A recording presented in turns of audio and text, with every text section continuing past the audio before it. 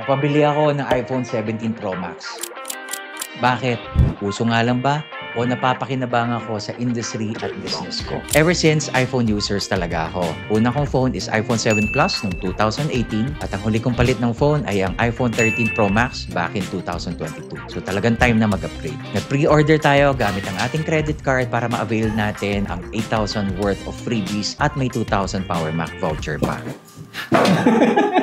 Bakit iPhone 17 Pro Max na napili ko? Una, sanay na ako sa mga features ng phone na to. Pasok to sa Apple ecosystem namin dito sa office na gamit namin sa editing and other production. Second, let's be honest, maganda talaga ang camera ng iPhone. Kaya minsan, nagagamit ko pa ito sa pagsalo ng mga video shoots namin for coverage, ng events, at kung ano-ano pa.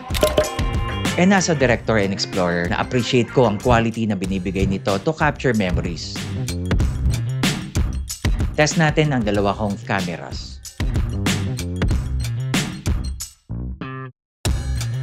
So bakit nga ba ako nag-upgrade ng phone? Una, 3 years na yung last na upgrade ko ng phone. Second, iniisip ko to as an investment for my job and businesses. Lastly, it will be my go-to partner sa lahat ng mga ginagawa kong activities, mapa-travel man, business, directing, at kung ano-ano pa dito sa ReadyJet Goals.